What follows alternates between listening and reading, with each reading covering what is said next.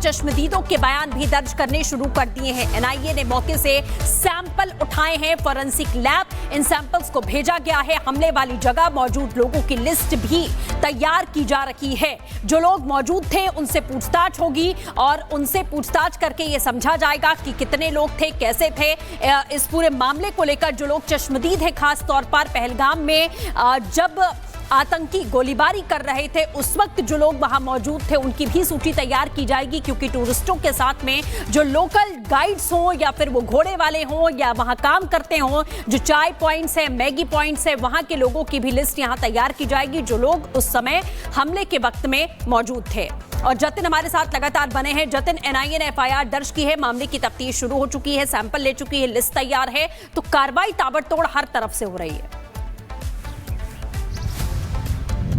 बिल्कुल, देखिए, जम्मू कश्मीर पुलिस ने इस पूरे मामले में जो एफआईआर दर्ज की थी उसी एफआईआर को एनआईए ने अपने टेक ओवर किया और उसी एफआईआर को एनआईए ने दर्ज किया है। दो बड़ी डेवलपमेंट है, एक जो ऊपर इन पहाड़ों से जो सैंपल्स इकट्ठे किए गए थे उनको फॉरेंसिक लैब के लिए भेज दिए गए, और दूसरी सबसे बड़ी बात कि दो रास्ते हैं इस पहाड़ी पर चढ़ने के लिए, वहां पर मेरी मौजूदगी है। अगर तस्वीरें से मैं आपको दिखाऊं, एक देखिए, एक रास्ता ये सामने जो आप देख रहे हैं, इस रास्ते से ऊपर पहाड़ी पर चढ़ा जा सकता है, जिसको पूरे तरीके से बंद किया गया है। एंट्री एग्जिट पॉइंट पे जितने भी, चाहे वो कपड़े हो, फुटप्रिंट हो, उन सभी को एनआईए ने एग्जामिन किया है। दूसरा रास्ता आप ये देख रहे हैं जो कि नीचे की तरफ उतर रहा है, ये दूसरा रास्ता है। ये दोनों ऐसे पॉइंट्स हैं जिसको एनआईए की टीम ने आज सुबह भी एग्जामिन किया। वहां पर गाड़ियों के जो निशान हैं, पैरों के निशान हैं, जूतों के जो निशान हैं, उसको बारीकी से लिए गए। हालांकि इस बात की आशंका शुरुआत से जताई जा रही थी, जो कि आतंकी पाकिस्तान से यहां पर आए थे उन्होंने बूट्स पहने हुए थे। तमाम ऐसी फुटेज भी एनआईए के पास लगी है, जिससे उसके साइज के आधार पर, मिट्टी के आधार पर जो वहां पे ट्रेसेस मिले हैं उसको जांच के लिए भेजा गया, ताकि इसको लेकर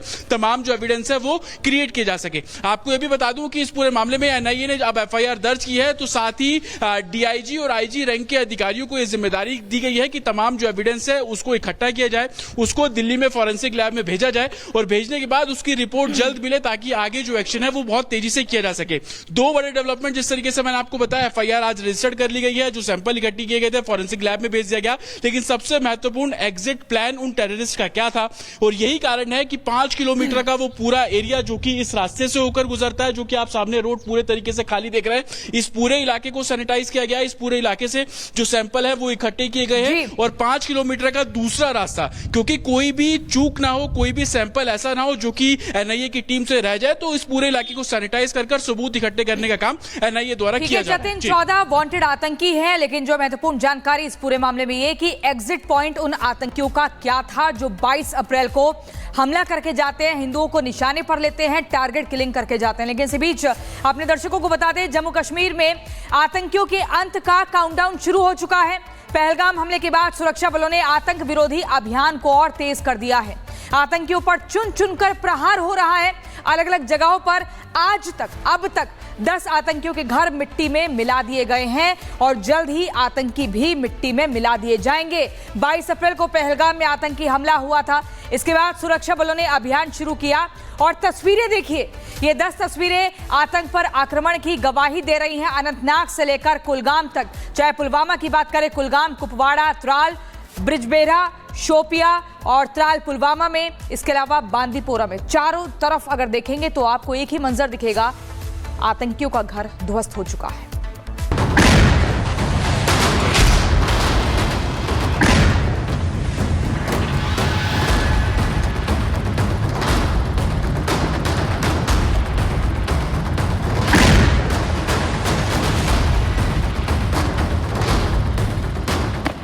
जम्मू कश्मीर के पहलगाम में आतंकियों ने हमला करके समूचे देश को वो जख्म दिया है जिसे भूल पाना किसी के लिए भी आसान नहीं होगा।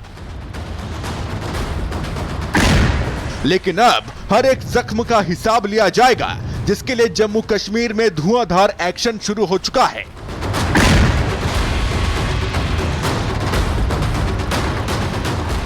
और घाटी के दहलाने वालों को मिट्टी में मिलाने का अभियान तेज हो चुका है। यह बिजबेहरा के आतंकी आदिल का घर है, जिसकी तलाश में पुलिस और सेना के जवान लगे हुए हैं। यह वही आतंकी है जिस पर आरोप है कि उसी ने पहलगाम हमले की साजिश रची और पाकिस्तानी आतंकियों की हमले में पूरी मदद की। आदिल ने साल 2018 में अटारी वाघा बॉर्डर के जरिए वैध तरीके से पाकिस्तान की यात्रा की थी आतंकी कैंप में ट्रेनिंग ली और आतंकी संगठन टीआरएफ का कमांडर बन गया और पिछले साल ही कश्मीर लौटा था। भारतीय जवानों का एक्शन आगे भी जारी रहा। सुरक्षा बलों ने त्राल में सक्रिय आतंकी आसिफ शेख के घर को एक ही धमाके में नेस्तनाबूद कर दिया। आतंकी आसिफ का नाम भी पहलगाम हमले में सामने आया था। जब सुरक्षा बल उसके घर पहुंचे तो उन्हें संदिग्ध सामान दिखा जो कि आईईडी था। सुरक्षा बल पीछे हटे और एक ही धमाके में पूरा घर तबाह हो गया।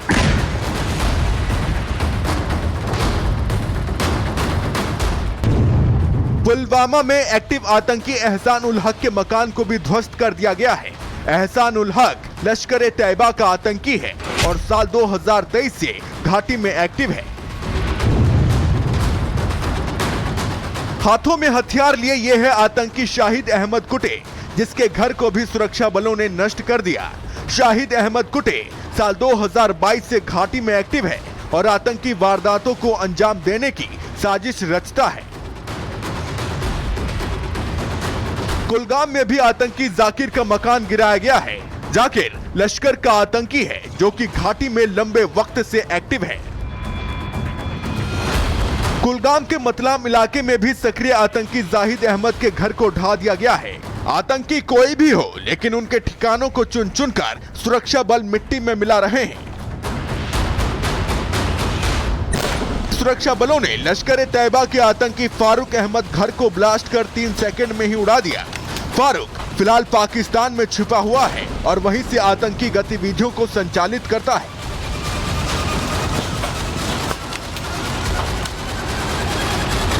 पुलवामा में लश्कर तैयबा के आतंकी हारिस के घर पर कार्रवाई की गई और सुरक्षा बलों ने इस आतंकी के घर को भी पूरी तरह नष्ट कर दिया। चेतावनी साफ है कि घाटी में आतंकियों का एक भी ठिकाना नहीं बचेगा। मलबे का ढेर बन चुका ये आतंकी जमील अहमद का घर है। देर रात सुरक्षा बलों ने जमील अहमद के इस घर को ब्लास्ट करके उड़ा दिया।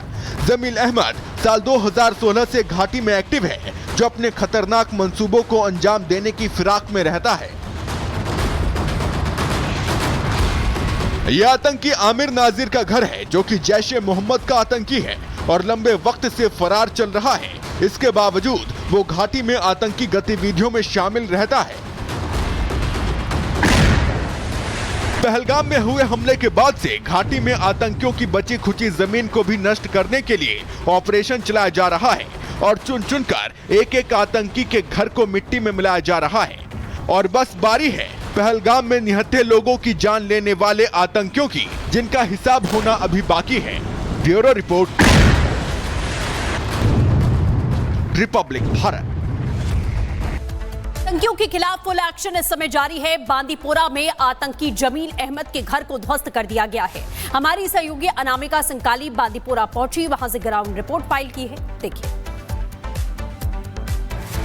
हुए आतंकी हमले के बाद लगातार सेना की ओर से, पुलिस की ओर से एक्शन जारी है और इसी कड़ी में अगर बात की जाए तो अब तक 10 से ज़्यादा जो आतंकी हैं उनके ठिकानों को ध्वस्त किया जा चुका है।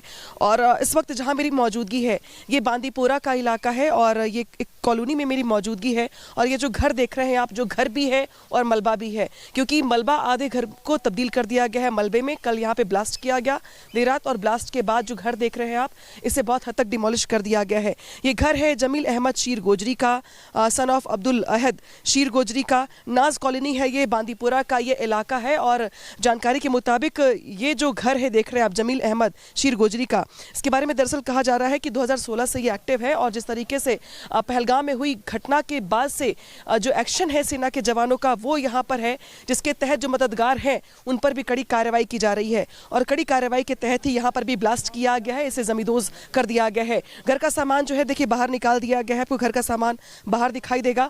बाकी जो घर है उसको ऐसे डिमोलिश किया गया कि पूरा का पूरा जो घर है वो एक तरीके से जमींदोज करने का ये प्रयास। घर का सामान बाहर रखा हुआ है और जो आस-पास के लोग हैं वो भी यहाँ पर मौजूद हैं, इकट्ठे हैं, हालांकि बात करने को तैयार नहीं है। इनकी ओर से पूरे घटना को लेकर